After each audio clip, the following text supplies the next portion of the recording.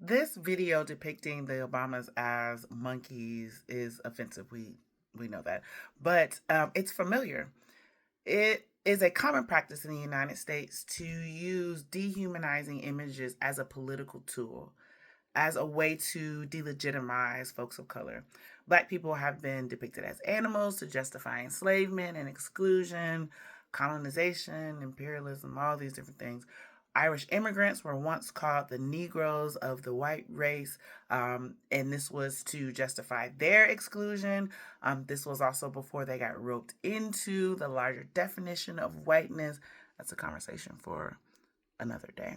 But it didn't stop there. Of course, we had Japanese and Chinese who were caricatured to justify their labor exploitation, war, internment camps, all these different things. This is how power has worked in the United States.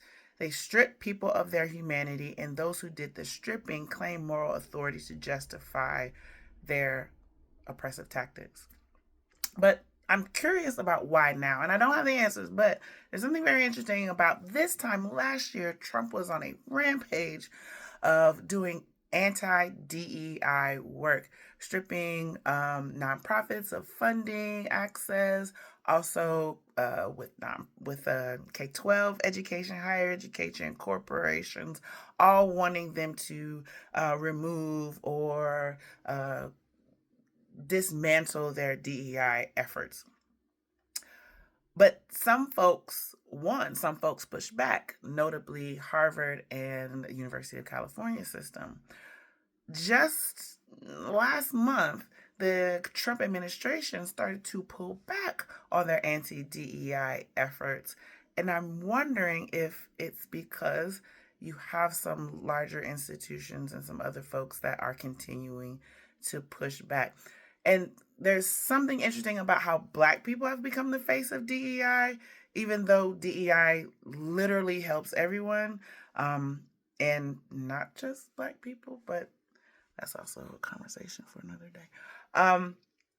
So if the Obamas have become the face of inclusion, however accurate or not, and that is the very thing that Trump is fighting against, then doesn't it make sense to use the historical tool of media to continue to delegitimize the progress of people of color?